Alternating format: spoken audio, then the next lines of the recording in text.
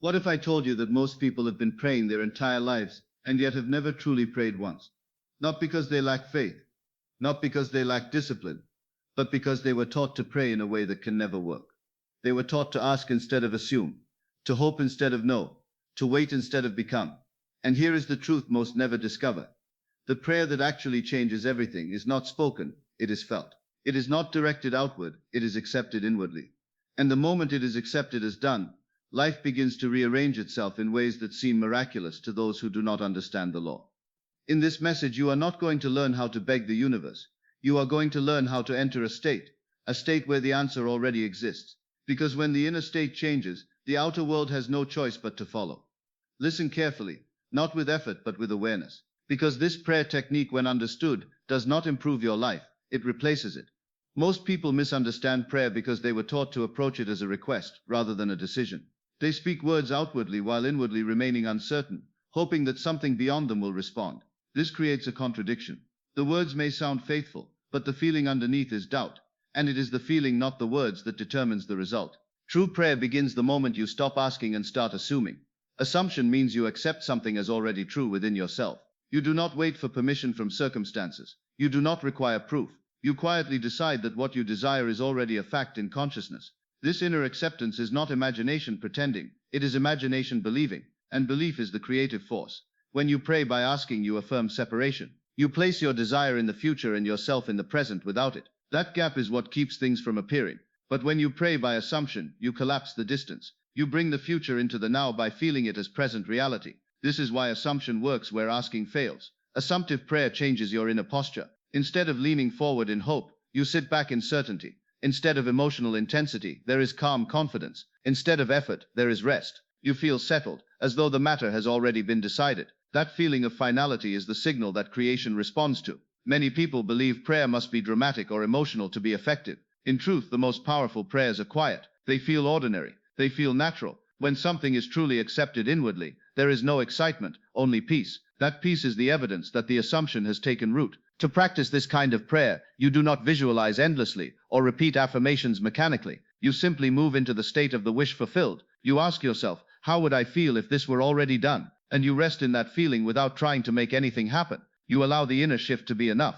The mind may resist at first. It will look to the outer world and argue. It will say nothing has changed. But assumption does not argue back. It does not try to convince the mind. It gently returns to the inner knowing. Over time, the assumed state becomes familiar, and familiarity is what hardens into fact. It is important to understand that assumption is not pretending. Pretending feels forced. Assumption feels natural. Pretending watches the world nervously. Assumption ignores appearances because it knows they are temporary. One comes from effort, the other comes from acceptance. You are always assuming something, whether consciously or unconsciously. Every outcome in your life is the result of a state you accepted as normal. Prayer simply makes this process intentional. Instead of accepting limitation, you accept fulfillment. Instead of expecting struggle, you expect ease. Once the assumption is made, you do not chase results. You live your life from the new inner position. When doubts arise, you do not fight them. You return to the decision, not emotionally, but calmly. Each return strengthens the assumption until it becomes your default state. Prayer works not because you asked correctly, but because you became the one who no longer needs to ask. And when you become that person inwardly, the outer world must follow.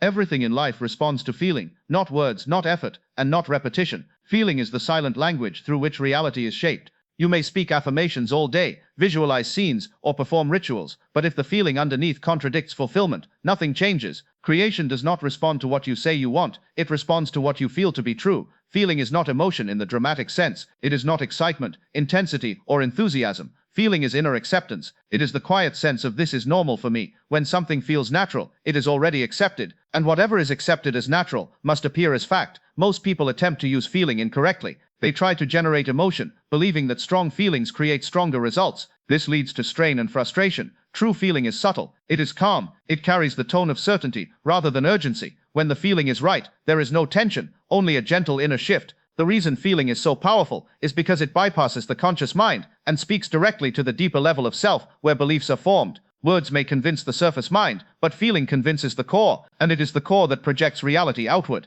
You can observe this in everyday life. When you feel confident, people respond to you differently. When you feel uncertain, obstacles appear. Nothing external has changed, only your inner feeling. This shows that feeling is always shaping experience, whether you are aware of it or not. Effective prayer, therefore, is the deliberate cultivation of the feeling of the wish fulfilled. You do not try to feel excited about it. You feel relieved. You feel settled. You feel at ease, as though the matter has already been resolved. Relief is one of the clearest indicators that the feeling has been accepted. Many people struggle because they confuse desire with feeling. Desire reaches outward. Feeling rests inwardly. Desire says, I want this. Feeling says, this is mine. One keeps the mind moving. The other brings it to rest. Creation responds to rest, not striving. To enter the correct feeling, you do not focus on the problem. You focus on the state you would occupy if the problem no longer existed. You allow yourself to taste that state for a moment, how you would breathe, how you would think, how you would relate to life. That subtle shift is the creative act. If doubts arise while you are holding the feeling, do not panic. Doubt does not cancel creation. What cancels creation is returning to the old feeling of lack. Simply notice the doubt and gently return to the feeling of fulfillment. This returning is not force, it is familiarity. With practice, you will notice that certain feelings become easier to access. This is because repetition creates normality. When a feeling becomes normal, it no longer feels like imagination, it feels like identity. And identity is what the world reflects most faithfully. You do not need to maintain the feeling constantly. You only need to return to it consistently. Each return deepens the assumption until it becomes your default inner climate. From that point on, manifestation is inevitable, not because you are trying, but because you have already accepted. Feeling is the language creation understands. Speak it clearly, calmly, and with confidence, and the world will respond in kind.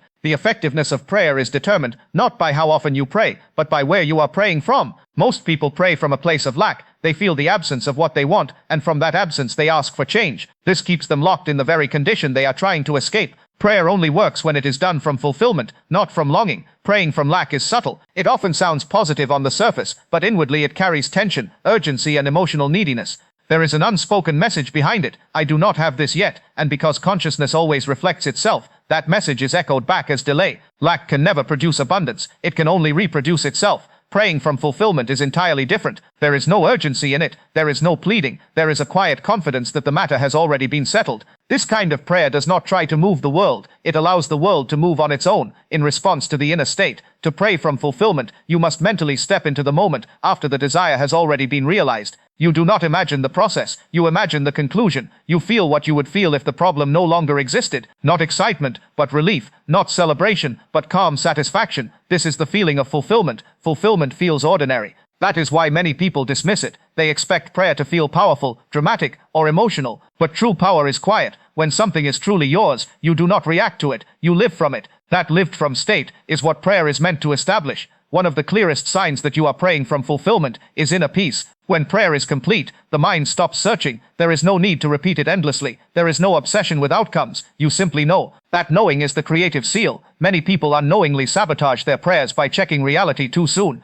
They pray, feel fulfilled for a moment, and then immediately look to the world for confirmation. When they don't see it, they fall back into lack. This shift cancels the inner state. Prayer is not undone by time. It is undone by returning to the old identity. You must understand that the world is always delayed. It reflects what you were conscious of yesterday, not what you are conscious of now. This delay is not a problem. It is a protection. It gives you time to stabilize the new state without reacting emotionally to appearances. When you remain faithful to fulfillment internally, even while the world appears unchanged, you are praying correctly. Faith is not belief in something unseen. It is loyalty to the state you have chosen. Loyalty is what hardens assumption into fact. Praying from fulfillment also changes how you behave. Without trying, your decisions align with the new state. Your reactions soften. Your expectations shift. These changes are not forced. They are automatic. They are signs that the prayer is active. You do not need to pray all day. You need to live from the prayer. When fulfillment becomes your inner reference point, life reorganizes effortlessly, opportunities arise, people respond differently, solutions appear naturally. Prayer fails when it is used as a tool to escape the present. It succeeds when it is used to redefine the present.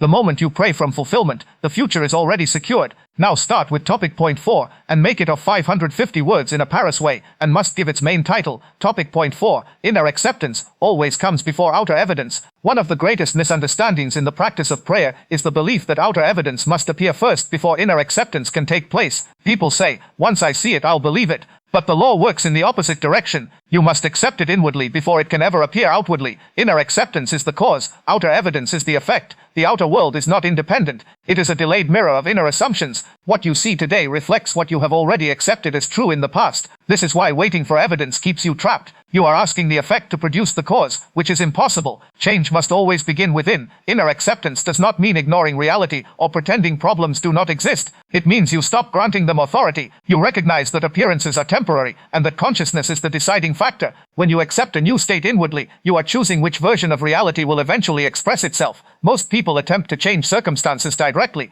They try to force outcomes, control people, or manipulate situations. This creates resistance because it treats the outer world as the source of power. True prayer withdraws attention from the outer struggle and places it on the inner decision. When the inner decision is made, struggle disappears. Acceptance is not effort. In fact, it is the absence of effort. It feels like settling into a conclusion. It feels like a deep breath after tension. When something is truly accepted, the mind stops arguing. There is no need to defend it. There is no need to convince anyone. That inner stillness is the signal that the assumption has been impressed. Outer evidence follows inner acceptance naturally, not instantly. Time is simply the space needed for the new assumption to replace the old one. During this interval, appearances may remain unchanged or even appear to contradict your assumption. This does not mean the prayer has failed. It means the old state is dissolving. The challenge is not in making the assumption, it is in remaining loyal to it. Loyalty does not mean constant focus. It means you do not abandon the new state emotionally. When circumstances test you, you may notice the world, but you do not let it redefine who you are being inwardly. Many people lose faith during this period because they misinterpret delay as denial. They forget that everything visible today was once invisible.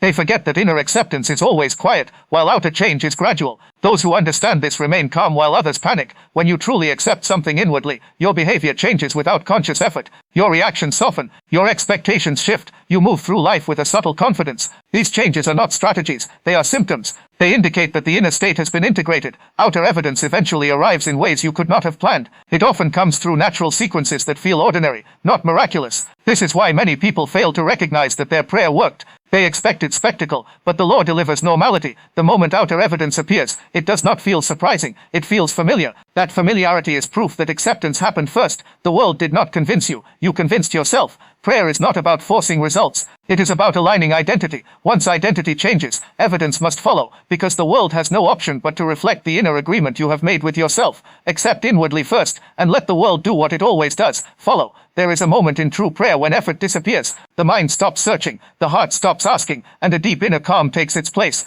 This stillness is not emptiness, it is completion. It is the clearest sign that prayer has been successfully impressed upon consciousness. When stillness arrives, the work is done. Most people believe prayer should feel intense, emotional, or dramatic. They think power comes from passion and force. In reality, force creates resistance, stillness creates alignment. When something is truly accepted inwardly, there is nothing left to do. You do not feel the need to repeat it, fix it, or worry about it. You rest. Stillness does not mean indifference, it means certainty. When you know something is settled, you are calm about it. You do not chase reassurance, you do not rehearse arguments. You simply move forward with quiet confidence. That inner posture is what signals completion.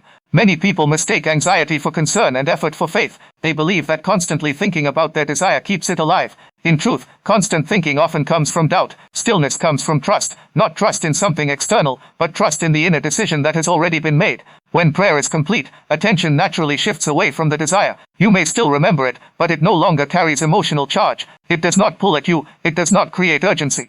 This emotional neutrality is powerful. It indicates that the desire has moved from conscious wanting into subconscious acceptance. Stillness also protects the assumption. When the mind is quiet, it is less reactive to appearances. You can observe circumstances without being shaken by them. You understand that what you are seeing is old information, echoes of a previous state. This understanding prevents emotional relapse. One of the greatest mistakes people make is reopening prayer because they feel nothing is happening. They disturb the inner state by reintroducing doubt. True prayer does not need maintenance, it needs allowance. Once you have entered stillness, you allow life to do the rest. Stillness does not mean passivity. You still act, speak, and make decisions, but from a different place. Actions flow naturally from the assumed state. You do not act to get something, you act because it feels appropriate to who you now are. As outer changes begin to unfold, stillness deepens. There is no urge to announce, explain, or prove anything. The inner knowing remains stronger than the outer evidence. This is why those who understand this law often appear unbothered by circumstances. They have already settled the matter inwardly. Even when challenges arise, stillness remains available.